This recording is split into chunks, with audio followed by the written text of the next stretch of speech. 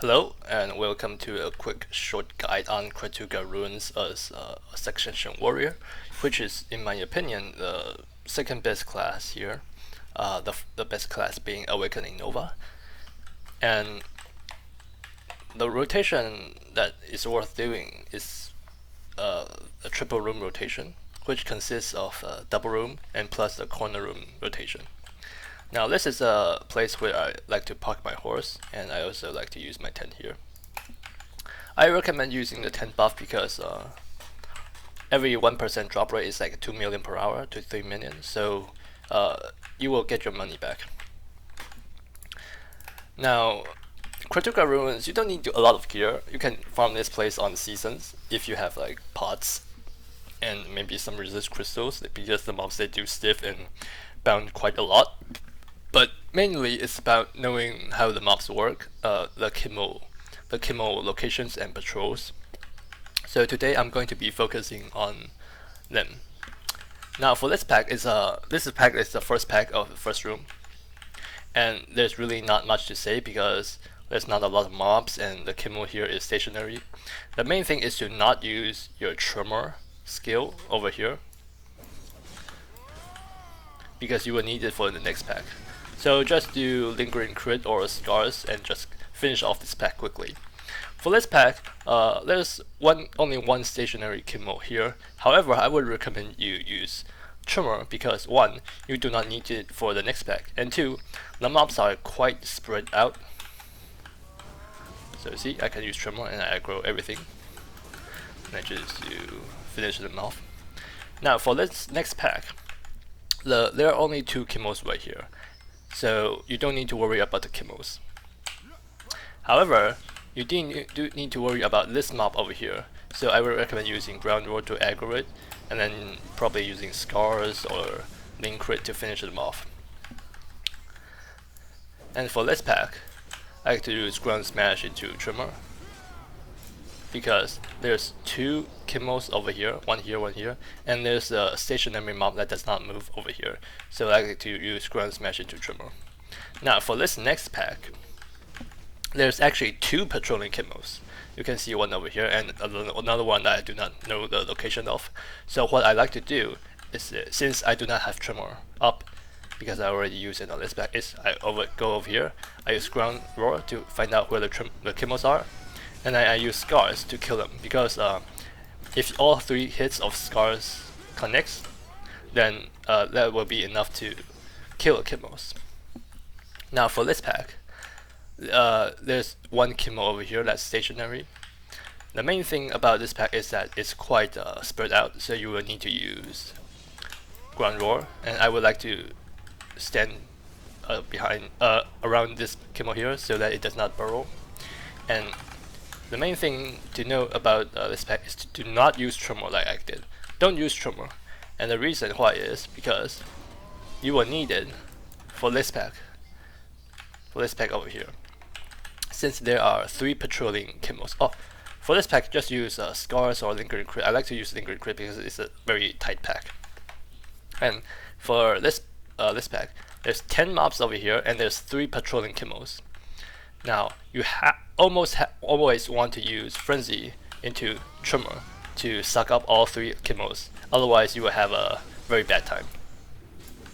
And that concludes first room. Since Succession Warrior has a great mobility, we can just rush into second room. Now for second room, I like to use Ground Roar and then into Scars. My Scars got interrupted. The reason for that is because there's 1 mob over here that I like to pull, and there's 1 stationary Kimo over here and 1 stationary Kimo over here, which Scars will kill both. And for this pack, since my Ground Smash and Tremor are both up, I like to use just Ground Roar pulling up the mobs, Ground Smash into Tremor, sucking up all the Kimos, and that concludes this pack. I usually don't like to wake these 2 mobs up because they are too far away from this pack. This pack I just do Scars and maybe some filler skills. Try not to have any lingering mobs over here because this pack over here has 3 chemos and has 10 mobs total, so you do not want to go over the aggro limit. You can use Tremor on this pack because you will not need Tremor for the next pack.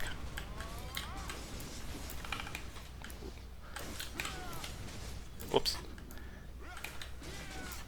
You can use stiff resist crystals and bound resist crystals here if you are just starting out, or if you're like a noob like me.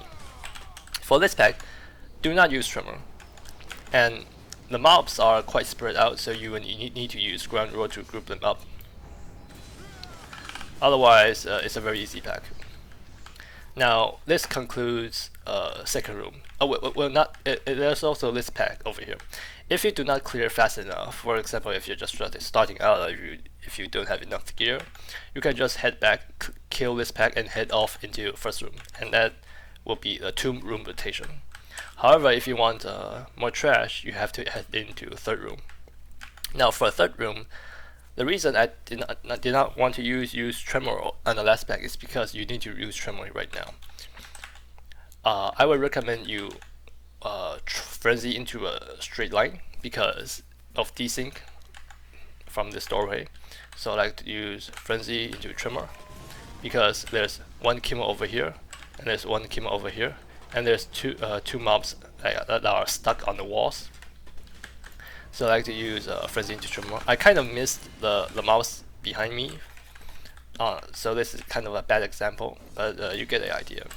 Now for this pack, there's 2 things to watch out. One is a patrolling chemo that goes around here, and 2 is because there's 2 bulletins in this pack, so it's easy to get CC in this pack. Now for this pack, I would try not to use Tremor because I like Tremor for this pack over here.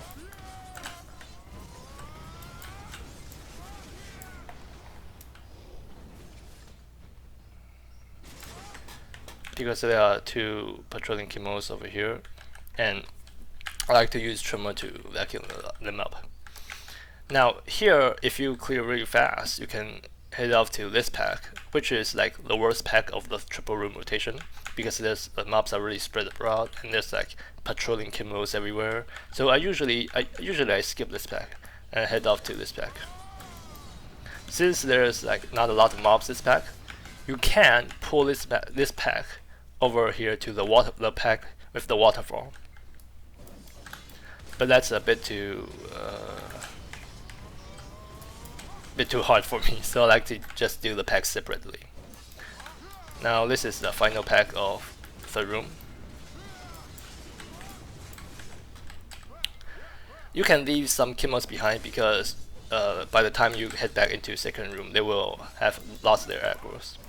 Now for this pack, I like to use Frenzy into Tremor for this pack, and the timing that I like to use is when my feet touch the patch of grass over here, I cast Frenzy into Tremor. Now obviously some mobs aren't waking up because of the aggro limit, and that concludes the 1 rotation of triple room rotation. I'm just going to do the rotation again.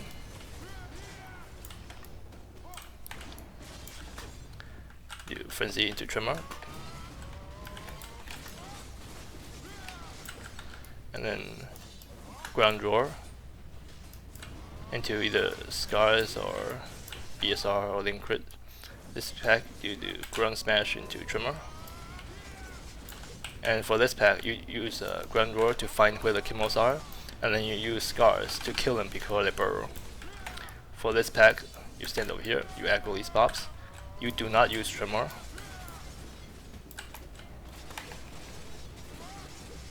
And for this pack, you just use Lingering Crit. You do Frenzy into Tremor. Whoops, I missed the mob. If you miss a chemo, try to focus that before it burrows. Now head off into second room. Ground Roar. Whoops. Ground Roar into Scars.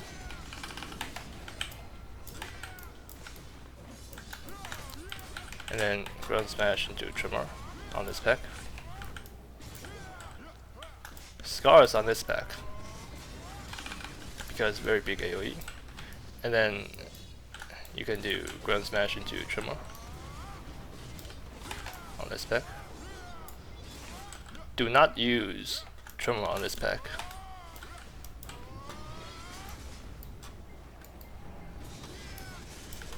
And for this pack, you do Frenzy into Tremor, and you watch out for the desync of this doorway over here. For this pack, watch out for a CC. Speaking of watching out for CCs, I would try to avoid using Prime Evasion too much in Kratuga, because even though I do not have proof, I believe that since Prime Evasion is a PV iframe, it will dodge the latent event proc. So the less Prime Evasion you use, the more latent events that you will get. And speaking of the latent events, once you spawn the latent, you can just go into the next room. The latent will not despawn, and you can just kill it on your next rotation. Now here, once I touch the patch of grass, I do Frenzy into Tremor. And if you do it fast enough, the first pack of second room will not spawn. Now here, back to first room. And this is Prime Evasion, so try not to use Prime Evasion too much. And that concludes one rotation. And that's basically it, and you can click off the video. The rest is just me rambling about some other stuff about Kratuga. Kratuga is an aggro spot, so I would say it's worth it to use aggros here. I also like to use Blue Scroll because even though it's an aggro spot, if you use blue plus aggros, it only accounts about 25% of your total silver income. The rest is all from the earrings, the tongue red earrings, the latent eggs, the artifacts, the scrolls, the Kafras, the dust, the Elkars, the blackstones, etc. So it's mainly a drop rate based spot. So if there's a drop rate event going on, I would recommend Kratuga, or if there's a treasure event going on, because there's a lot more Eloquentious in Kratuga than Elite Guardians in Ackman. And it's also better money than Hystria, Kratuga. And this is a spot I like to park my horse, and I also like to use my 10.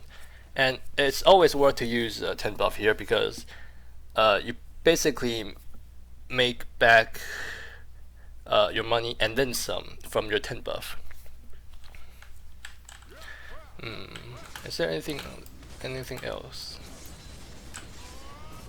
There's no repair vendor or any NPC here in Kratuga, so I would recommend you to have a lot of maize, both storage maize and marketplace maize. And also I would recommend you having the archaeologist map, so that you can just map to Altinova to refresh on your church buffs before heading back. Yeah, that's about it. Alright, see ya.